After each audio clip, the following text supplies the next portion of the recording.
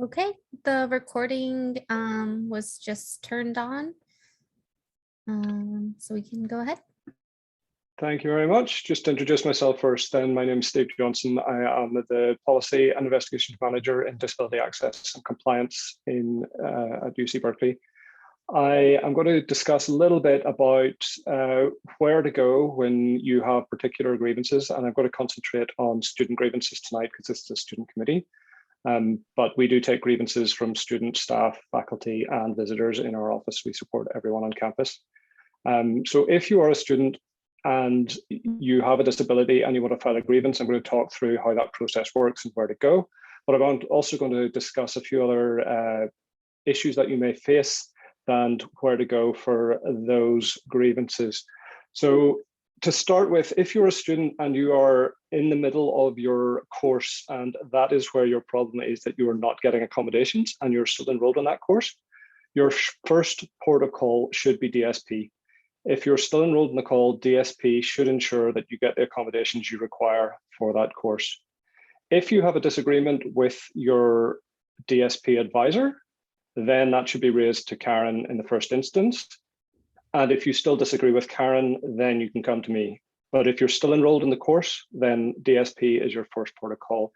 If the course is over and you want to make a complaint about something that's happened during a course that is over, then you will come straight to DAC through our website. So our website is dac.berkeley.edu. And on the front page of that website, the first box that you will see is or come across is request services. And that is where you go to contact us about a complaint you've had. And I just want to talk you through that website a little and the options that are available to you on our contact form. So the first option of the contact form is look request. That will take you to the look request page. We don't deal with that through this portion of the form, but it will take you to the right place. This is like a one-stop shop for all request services from disability access and compliance. The second one on the list is report a physical access barrier. And that could be where an elevator is not working or you can't get access to a building. And that can be reported through this through our website as well. The next one is file a formal grievance and report disability discrimination. That is the formal grievance process. And I'm going to come back to that in a minute. The other one is a communication request for CART and ASL, which is available, and it'll take you to a different site where you can request that again. Raise an issue of concern comes to us, and I'm going to discuss that in a minute as well. Faculty and staff or students can request a presentation from us through the website. You can request a callback to discuss something. So if you're not sure what your options are, or you're just having problems, you can take that and contact us and let us know your contact details. And it'll probably be me or Thea in our office will give you a ring back to see if we can help you. And that can be about anything disability related. We have a lending library request because we lend out software to faculty and staff to make things more accessible for students and for any events that they have. So you can do that through our website as well.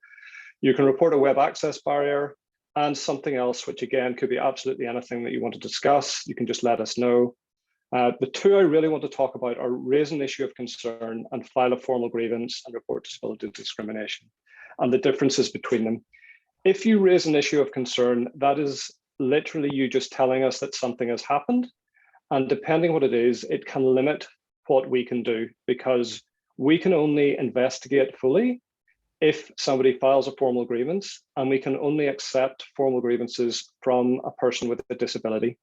So if somebody witnesses something and wants to tell us about it, or if someone just wants to let us know but doesn't want to go through the full formal process of a full investigation and a full grievance, the raise an issue of concern is what you can fill in. We may have a further conversation about it, but without you telling me in writing that you want to file a formal grievance, I have to let you know that I may be limited in what I can do with the information that you provide, because it doesn't give me, it is basically a trust between whoever's reporting that and me, that you're just letting me know what's happening and we might be able to do something from a compliance perspective. For example, if 15 different people came to me and raised an issue about concern about the same thing, we could definitely take that forward from a compliance perspective. If one person raises an issue of concern, taking it forward and dealing with it the same way we would a formal grievance may identify the person who has raised the issue of concern, and we don't want to do that without their permission. So file a formal grievance is the formal way to let us know something has happened and you feel that you've been discriminated against, or a UC policy has been violated, or that someone is violating laws in relation to the ADA or something else. So once you complete this form, it will ask you a number of questions. It'll ask you to identify yourself. We can't take anonymous formal grievances. We can't take anonymous raised issue of concerns, but it'll ask you to identify yourself and give us not all the details. You can put them all on the form if you want, but we will get them later anyway. But give us a rough description as much as you can of what has happened. And one of the questions on there that always has to be answered is, what would you like us to do about this? And that could be, I want an investigation done, or I'd like some training, or whatever you feel would resolve the situation from your perspective. The other information on that form is not essential to provide, but it can help when we get through the grievance process. So once you file a formal grievance with me, there's a investigation flowchart which is available on our website. It was shared by Ella earlier in the chat as well. And I will discuss with you a little bit about how the process works from when you fill out that form. If you have trouble filling out the web form, you can contact us by emailing me, phoning me, any other way at all, and we will take the information from you in a way that suits you. So the web form is the best way to contact us, but it's not the only way. You can also contact our access mailbox as well. But if we move on to the investigation flowchart, what happens after a grievance is received? The first thing after that is what we say is collect initial evidence. And that can come from a number of sources. So if you are the complainant, we will ask you to provide us with, or provide me with, all the information you have that is relevant to your investigation. So that would be any communications you have had with DSP, with faculty, with anyone else. Just going back to if you're in a course and you're not getting accommodations, if you're not getting accommodations, you go to DSP. If you feel like you're being discriminated against or harassed, or that someone is creating a hostile learning environment, I would definitely speak to your DSP advisor about that, but you can come and file a grievance with me at that stage if you're still in the course and you are experiencing that. So we will collect initial evidence, which will be mostly from the complainant at that stage, which will be setting out the information that they have about what they've experienced and why they feel they've been discriminated against or policies have been violated. If we get enough information from the information provided, we will send a notice of investigation. If we need more information at that stage, we may have an interview or a meeting with the complainant prior to sending out the notice of investigation. So on the flow chart, there are five initial things: grievance received, collect initial evidence, send notices of investigation, interview complainant, and interview respondent. That collect initial evidence phase does sometimes include interviews before we send a notice of investigation, because we do need enough information to know that we have something to investigate before we send the notices out. So once the notices get sent out, that is the official start date of the investigation. And that puts everyone on notice that an investigation has started and the grievance has been received, and also puts the respondent on notice that they are being investigated, and gives them an idea of what the allegations are against them. The next stage would be, again, interviewing the complainant again if we need to, interview the respondent, but also maybe interviewing witnesses if required, if there are witnesses to this, or someone else has contacted us with more information, or the complainant or respondent says, well, this person witnessed it. We would speak to those people as well. And that comes under the collect further evidence. And we would speak to everybody that we need to get all the information that we can to give a full picture of what has happened. After that, the assess evidence stage can take a long period of time. If we've received, sometimes I will receive I've had over 900 pages of documentation to go through, and I read everything that comes in for an investigation, because otherwise I can't fully investigate properly. So that evidence is all assessed, and then findings will be documented, and an investigation report will be sent out. So that's where in our chart, I'm going to go down the find for complainant first. So if we find for complainant, that means that if you are the complainant and your complaint has been substantiated or has been proved, the evidence suggests that the preponderance of the evidence suggests that what you're alleging has occurred, then we will go down the route and we find for the complainant. In this case, if the respondent is faculty, we email the complainant to let them know with the report. We also email the respondent, who we had spoken to previously, to let them know that the findings were not in their favor. We also will send the report to the chair or dean of the department to let them know that a member of their faculty has had findings against them on discrimination or policy violations on the basis of disability. We then offer to follow up with the chair or dean to discuss next steps, and we also offer reconsideration. If they don't agree with the findings, everyone has an option to come back, and that goes for the complainant or the respondent. They can both come back and say, I don't agree with the findings, I'd like these looked at again. So if we find against faculty, we will also send a report of the findings to the Vice Provost, who at the minute is Ben Hermelin. And it is Ben's job to decide whether disciplinary action is required or not. We don't get involved in the faculty, and we can't get involved in the faculty disciplinary process. So Ben Hermelin is the one who looks at the report. He can ask us further questions if required, but he will decide whether there's probable cause determination to carry out investigation from the faculty, faculty disciplinary procedures. So that will go to the Vice Provost of Faculty, and then they will decide whether there's a legal settlement, which I'm not exactly sure what it is, that comes from their information, what that might be, or there might be a privilege and tenure hearing outcome, which would go to the Chancellor. So if we find for the complainant and the respondent is a staff member, we'll email the complainant again, we'll email the respondent, and we'll also email the staff manager with the report. And we offer a follow-up with the manager, similar to with faculty. We might possibly contact HR if required. And again, we offer reconsideration. If the respondent is a student and someone has found that a student has been discriminating against somebody, then we will email the complainant again and the respondent with the report, and we may contact the relevant student advisory or disciplinary body if required. And again, we offer reconsideration. So that's if the findings are substantiated. I want to go down to the reconsideration phase. So if there's a reconsideration, that will then come back to, you can have a conversation with me afterwards, and then you can decide that you want to appeal my decision. That's absolutely fine. It is everyone's right to appeal against the findings that I've made in an investigation.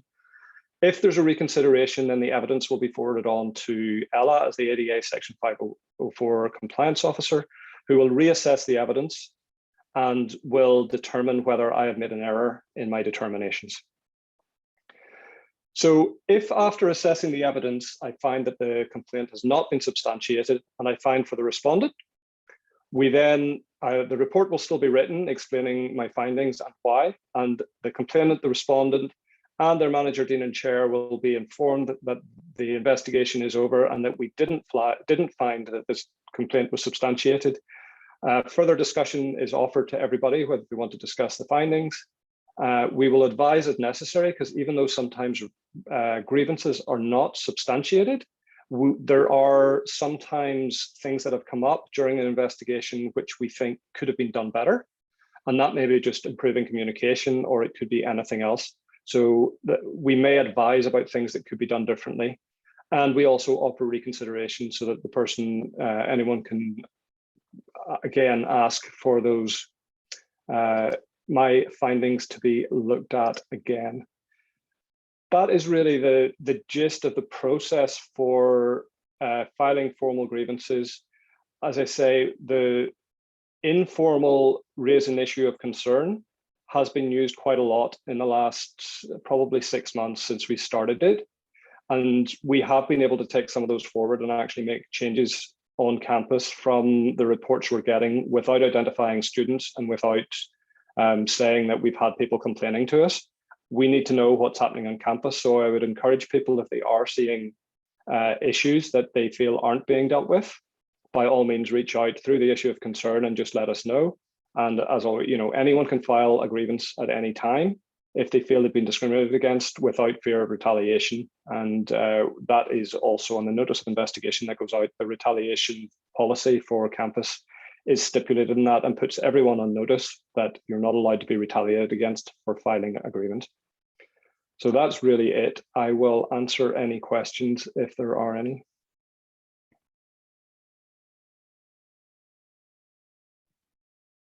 Thank you, Steve. So I just put it out there. If anyone has any questions and you're okay being recorded, please feel free to raise your hand and we'll go in order of who raises their hand. And if you don't want to be recorded and you have a question, you can put it in the chat box and I can ask Steve for you. And as I said, you can reach out at any time to ask any questions at all, either through the website or just give me a ring. I get phone calls regularly. My phone number's on our website and in a number of other places on the university website. So please, I do answer them. Most of them are people trying to sell me insurance, but I do answer all the calls that come in. Steve, can you put your contact information in the chat box? I will do, yep. Perfect. Okay, and we do have a hand raised, so I'm assuming this person's okay being recorded. So Crystal, and thumbs up. So she uses she, they pronouns. So Crystal, go ahead. Hi, thank you for the presentation. And I apologize if you already answered it, but does this grievance process apply for student employees as well, our ASCs who also have accommodations? So it really depends what the grievance relates to. We are in touch with OPHD, and depending on what the grievance is will depend whether I investigate it or whether it will go to the Office of Prevention of Harassment and Discrimination. If you're being discriminated against in your employment and not getting accommodations, that may be an OPHD. But if you're not sure, by all means, please put it into our form, and I will speak to OPHD and we can discuss who is best to deal with it. And we also discuss whether we could do, whether we should do a joint investigation. And actually there are issues that could relate to both departments, and we could do joint investigations as well. So if there's anything that you've seen, we ask that OPHD, when they get complaints about disability related issues, that they contact us and let us know anyway, because we are the compliance department as well as investigative department. So even if we're not investigating, we would like to know what's happening on campus and the sort of discrimination complaints that are coming in to OPHD if that's where they go. So if you're not sure, just reach out and we'll decide and let you know. Awesome, thank you so much. No problem. I actually have a question for you, Steve. So say you determine, you do your findings, and is there an appeal process if students don't agree with it? Like, what's the next step beyond? And the same goes with, I think Karen's gone now, but if students don't agree with like the informal process with Karen, if it's within DSP, they don't agree with the decision, what does the appeal process look like there? And the same thing for an appeal process with your department, because some students think that that's the final say so and that they can't take it any further. It doesn't mean that there may or may not be a change in the determination, but I just wanted, if you could explain the appeal process. Yeah, so just to clarify, first of all, we do not do grade appeals. A lot of people contact us and say, I want my grade changed. My grade was given to me for a discriminatory reason. We will look into it to see if you've been discriminated against, but we cannot direct that your grade is changed. That is the grade appeal process, which is separate. If you have a complaint with DSP, if it's with your advisor and you don't agree with them, that goes to Karen in the first instance, and that's raised to Karen and saying, this is a formal complaint. I have, technically it's not a formal complaint, but if you flag it as one, it means that it sticks out in her inbox. And you're saying, I do not agree with the determination that my advisor has decided on. Karen will look into that and she will respond. Hopefully, it should be, I think, within 10 days is what we've agreed, but that might be not quite right. It might be 2 or 3 weeks, but she will respond and she will determine whether she agrees with her advisor or whether she doesn't agree with the advisor. If she doesn't agree with the advisor, she will go back to the advisor and say, you made a mistake. This person needs X, Y, or Z. If you don't agree with Karen or you have a complaint about DSP, then those will come to me and we can look in to see whether with the information that's provided, we determine that the decision made by DSP was made in error. And we will look into that, or whether there was reasons that weren't looked into as to, that the decision was made in error because something wasn't discussed or wasn't done properly. So we'll look into that. After my investigation, the reconsideration process is the appeal process. And after I've made my determinations, that can go to Ella for final looking at all the evidence again and determining whether I have made an error in my findings or whether something else has gone wrong and there's actually something that I've missed or that my findings are just incorrect. After Ella, that is the end of the internal Berkeley appeal process. So Ella, as the ADA Section 504 compliance officer, is kind of where the buck stops for ADA Section 504 decisions. That is her role. Okay, and then students can also file a complaint with the Office of Civil Rights if they feel like it needs to go higher up, which is outside of UC Berkeley. It's typically known as OCR as well. Does anyone have any questions?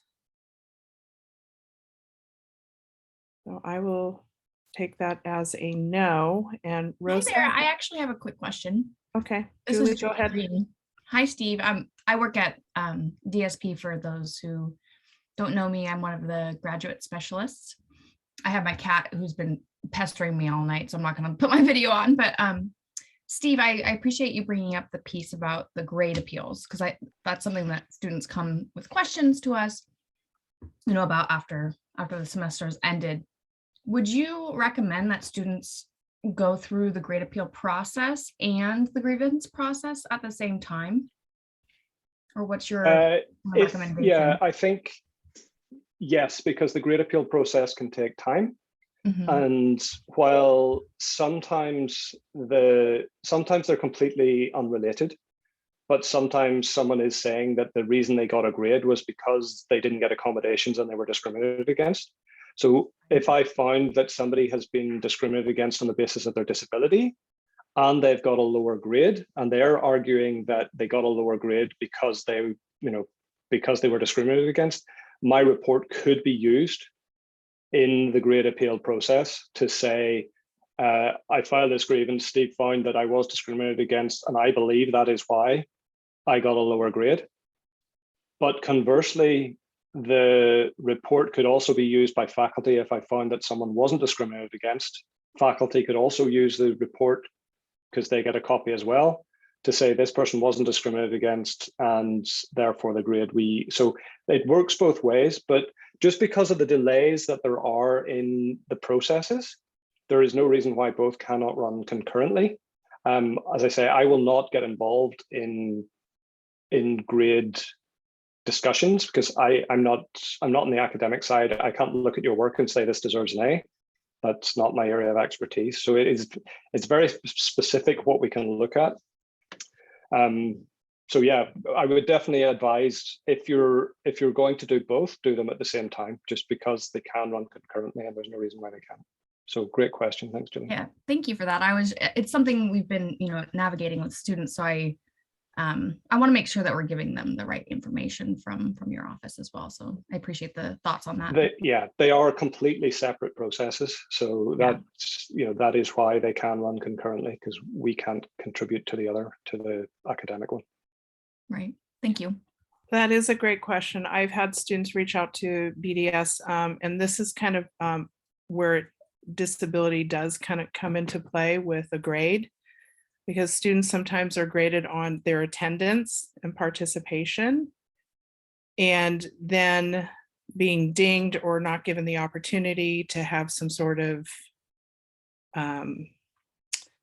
some other way to be graded, because, you know, just keeping a seat warm in a classroom, you're being graded upon that when really there is no participation in the classroom. But if they're having an exacerbation of their disability, for example, say a migraine, this personally happened in one class that I had. I was told to write an essay, which that, to be compared to me just sitting in a chair and raising my hand one time, does not seem like an equal replacement assignment. So in that instance, when you have an issue like that, I know you can't get into too much specifics, but in that case, wouldn't it be disability related where a student could file a grievance with you because it is based on disability and it does seem discriminatory?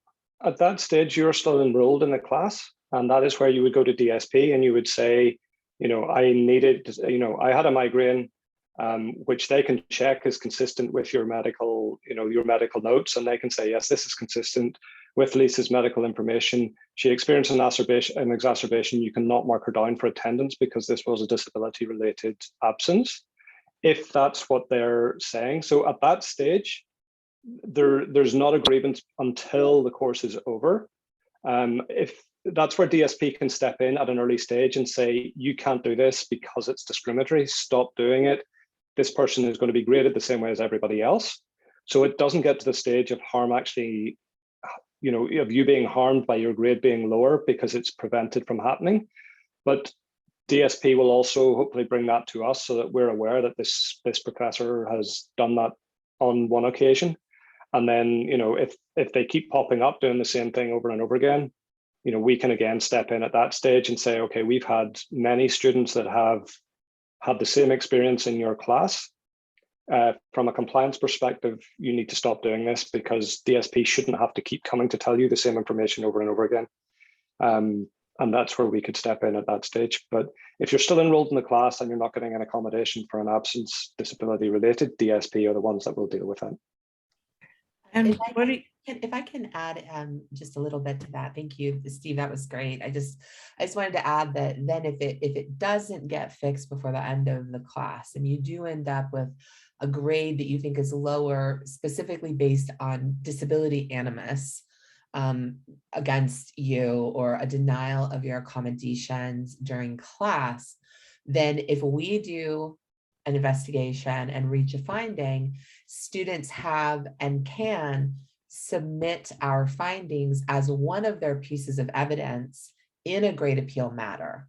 So it can be used as evidence among other pieces of evidence. It's not determinative.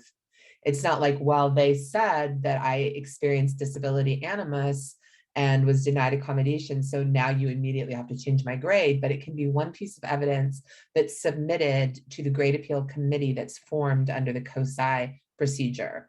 And the thing to remember, though, is that if it comes out finding that no policies were violated by the professor, that in fact they haven't denied reasonable accommodations, they may submit it as a piece of evidence to challenge your request to change your grade in a grade appeal process.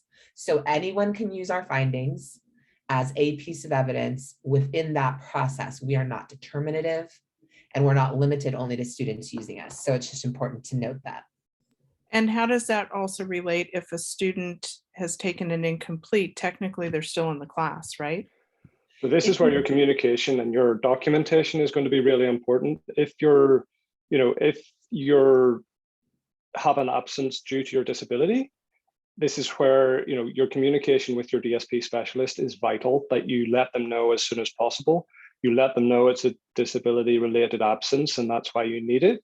If an incomplete is needed, there are obviously other things with incompletes that we, you know, have to be certain amount of work completed and all those sort of things before you get that far. So discussing it with your DSP specialist and documenting it with your DSP specialist and with the professor and the faculty and staff if required as well.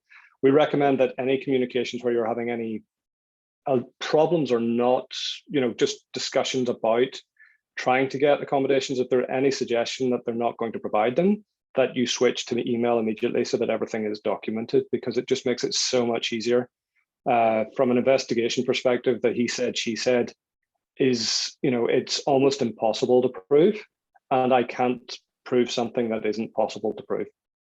Yeah, you brought up.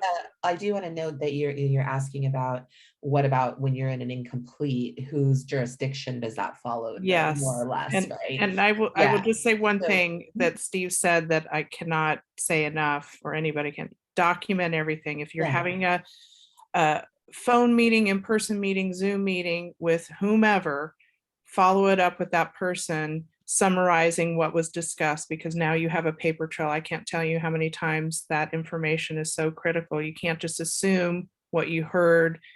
When someone sends an email, they're like, no, I didn't say that. Then you've got, instead of she said, he said, he said, they said, whomever. But yes, document. And back to you, Ella. Yes, who has jurisdiction when you're when you have an incomplete? Yeah, I think one of the key things to remember is that the idea with an incomplete is that the class is concluded. You are completing work that you were unable to complete during the course of the typical class time when the class ran, right? So things like having accommodations to not attend class if you're having exacerbation, or to have an extension on an assignment, or to have alternative media versions of lectures, none of those things should be applicable. Right? You should already have the materials from the class in the format that you had an accommodation for. You're not attending the class anymore. You're not taking tests in that class, right? Usually you're finishing up work. And so it's a much less intensive period on those issues. If there's something that's happening that is inappropriate as far as, agreements that were made, or a timeline or something, DSP could still, and I've seen DSP still advocate in those situations. But I'll just note it is a different sort of period typically. And DSP help with that as well, because they're the ones that are the experts in assessing the medical information. We will never ask you for medical information. I get provided it all the time. It's not, sometimes it is relevant to the investigation, but very rarely. It's DSP who will make the determinations about whether an exacerbation or a request for extension is on the basis of someone's disability, because I can't make that determination. That's not my area of expertise. I can't say that, during an incomplete, you require an extension to an agreed on timeline. That would have to go to DSP to make that determination at that stage as well. So we would work closely together to make sure that, accommodations were provided as required. One more question. What do you do, say you and Ella or even Karen find that, say, a professor has discriminated and the student has a valid complaint, and you can't enforce the professor to do the right thing? What happens then? Because, we've been told, oh, they're Senate faculty, they have too much power, and they may have ableist perspectives. And even though the information is there that the student has been discriminated, what does a student do then? You can't make the professor do something. That is very true. We cannot force faculty to discipline themselves, and that does go to the faculty disciplinary process. We let them know what has happened. The discipline of faculty is entirely in the vice provost of faculty's hands to decide how best to deal with them. They may come with advice, and Ella can jump in here, because if it's extremely serious, Ella may provide further advice, and I'll let Ella take over there. Yeah, so although we can't directly say to a professor, this was very bad what you have done, and you need to do this training immediately, and we're going to take you out of teaching or something. And we do get those requests where students will be like, we'll be like, what do you want out of this? I want them fired, And it's like, okay, that's a little above our pay grade, because the only person who can do that is the chancellor. No one other than the chancellor can make that determination. After Senate proceedings that are very rigorous and strictured. But what we do is that, academic and administrative are not segregated entities. So if there is a professor who has, behaved egregiously, right, we're not going to simply give the report to the professor. As Steve indicated earlier, we're going to speak with their chair and their dean, and we're going to tell them you need to have a conversation with your professor. You need to ensure they have this training. In fact, we should probably work with your entire department because there may be some cascading cultural negative attribution around disability that is happening as a result of this. If we don't feel that that's enough, we also will pass that. We can also pass a request for assistance to Ben Hermelin when we give him our reports on when faculty are respondents. You know, Ben Hermelin himself can determine one, if there's an action he needs to take, a letter to them saying that this is inappropriate, some sort of recommendation, or he can pass it over to the academic senate and say, I believe that further action needs to be taken by the academic senate because there may be violations of the requirements of that community, that particular entity. The academic senate then takes over and goes through their process, which again is very rigorous and structured and can ultimately end up at the very most extreme case going to the chancellor, who can make a determination about, you know, docking or taking someone's classes away or removing them, right? But at the very least, we're going to be talking to the professor and their leadership and their department about what's happened and asking for their support in taking whatever steps we think would be appropriate in the matter. And then on the staff side, you know, we're obviously, it's a little closer to us, but we still are going to be doing the same thing. We're going to be relying on the leadership and the department of the individual who has engaged either in denial of reasonable accommodation or hostility or harassment. And we can go to HR and ask HR to act in the same way as academic senate, perhaps to take further action if we think that it's more severe. So, you know, typically, honestly, the majority of our cases are people feeling that their reasonable accommodations in their classroom were denied. Okay, but we do have those matters that are about administrative side entities denying people service or access or an accommodation within those.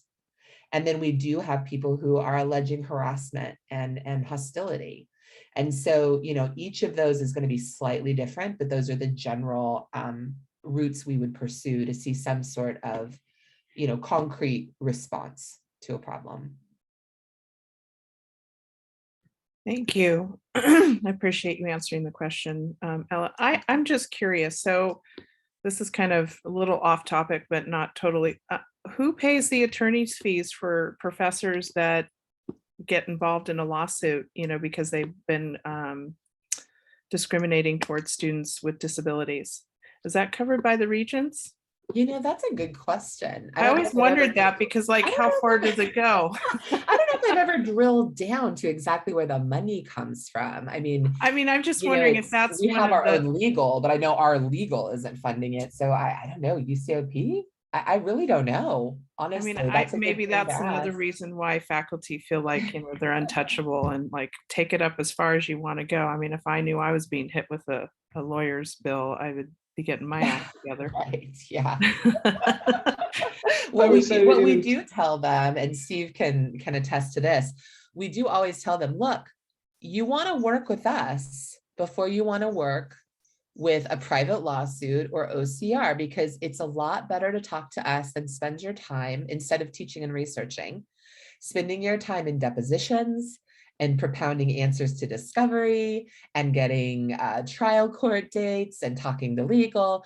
Like, really, let's not have your time sucked up by this. Just, you know, let's do the right thing. Like, let's talk and let's do the right thing. It's better for everyone. One other thing, and I know I keep asking a bunch of questions, so if anybody has any questions, please raise your hand. I want to make sure everybody has time. But one point that I really just want to keep bringing up whenever we have these town halls, you know, when a student is facing this sort of discrimination, it's not just an easy process to file a complaint. There are so many ramifications, negative ones. You know, a student, now there's a new policy that you can only take 2 incompletes in your lifetime at Cal, you know, within your degree. And usually you want to save those for serious issues. Now, you know, not having your intake done at DSP and you're still waiting for it, and you've been there now, this is your 2nd semester. And to take an incomplete, you have to be above passing to even have that as an option. So students are, in this crisis, that's been going on, and it affects their financial aid. Then that affects their housing. It affects their health care. I'm hoping that there's some sort of safety net that DAC and DSP are looking into to create for a student when they're waiting for something that, they should have had at the get-go and is beyond their control. Another student brought up, what sort of restorative justice is there for students that are having to go through this process? There is none. But is there any way that DAC can step in and advocate on behalf of a student who's going through this process and just waiting to get their accommodations? We are, with regards to policies on campus, any of the policies that are on campus that require an accommodation on the basis of a disability requires an accommodation on the basis of a disability. The accommodations are there to get through those policies that are discriminatory. So if the policy is discriminating against someone on the basis of disability, that would be something that we would look into. And again, it would be on a case-by-case basis to say, this student can't be discriminated against because they have a disability, and we need to provide them equal access. So that, that is accommodations in a nutshell. So because a new policy has been written, doesn't mean that accommodations stop. And that's where, that's why they're there in the first place. So yes, we would, look into it. And without a particular example in an investigation carrying out, I can't say whether, what would happen. Because every case, and it's really hard to give examples of every case or what happens in particular cases, because every case is completely different. And while the findings might be there was discrimination in this case, in some cases we may recommend training, and in some cases we may recommend a letter of warning. So whether they listen to us, as we say, is up to them. But all we can do is provide the advice, and that is because policies are being accommodated for because of disability. So that is why DSP is in existence, and it's why we're here to support disabled students. So Rose had asked, when did this rule start? I'm not sure how far back it goes, but recently I saw I think it's under LNS for undergrads, that is a rule now. But what I'm hearing you say, Steve, if it's based on disability, if a student has an exacerbation, it's something beyond their control, that policy could technically be challenged based on disability. Well, I see that as the same as someone's, it's the same as someone saying, you can only have 4 absences from our class without failing. It's, no, you get more because you have an accommodation for absences on the basis of your disability. It would need to be looked into. Right, we don't know for sure. Yeah. I mean, I think we have to be clear that policies are policies, and typically, unless a policy is explicitly discriminatory towards people with disability, the policy is going to stand. And there's probably good reasons for that policy, right? You don't want people having 3, 4, 5, 6, 7 incompletes. It's a waste of their money. It can be very, very difficult for them to manage, for the department to manage. That's not an explicitly discriminatory policy. But any policy, anyone has a right to say, I believe I should have an accommodation in the form of, having an exception to this policy, and can bring that, and then it can be looked at, but it doesn't mean you're always going to succeed on it, right? They may say no, it doesn't appear to us that the reason, hold on for a second, my phone's going crazy. They may say, no, that, the reason that we're not letting you continue is because you didn't complete the amount of work that's typically required in order to qualify for an accommodation. And we don't see where you were denied your reasonable accommodation during that period. What you're asserting happened later, or what you're asserting would not have affected your class work being done. It affected something else.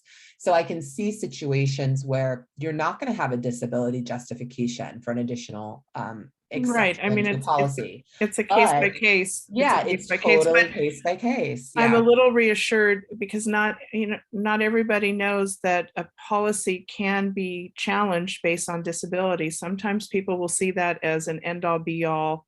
Right. can't Yeah. challenge it. So I think that's Yeah. important for Yeah, students we're to know. committed to individualized assessments. We do individualized assessments, right? That's a requirement. And that will, that will always be our practice. Yeah, that's a great question. Thank you. All right, well, I think I'm done with my questions. Does anybody else have any questions they want answered? Because what we'll probably do is just stop the recording. And then we can kind of, go into a little more discussion before we wrap it up at 8 o'clock. Does that sound good, Carlos and Rosa and everyone else? Okay, so, Sounds good. to me. Oh, well, here, hold on. Does Oh. anyone, let me just read the question. yeah. Okay, so does anyone know if there are any talks, work being done to prioritize getting N95s and KN95s to disabled students? That's a good question. I think it's worth recording. I can ask that of our lead at UHS and get back to the group, to both groups. That would be great. And then we're being asked, where can we access the recording? So email Rosa. Rosa, if you can put your email address up, we can send this to people who are on here that want this. We're hoping to, I said to Ella and Steve, we'll send it to them to review, and maybe they can put it on the DAC website. Berkeley Disabled Students Group is looking to have it on their website as well, which is berkeleydisabled.students.com. And Lisa, yes, Carlos? so I just want to say to the student who asked about NK95 mask, I know the ASUC student union is giving them out. I don't remember the hours. I think it's somewhere from 9 a.m. to 5 p.m. So that's one resource that you could get NK95s, and I encourage you to pick those up because there are like free to all students. So please go get some, and I'll post information about it, like again on our Instagram page.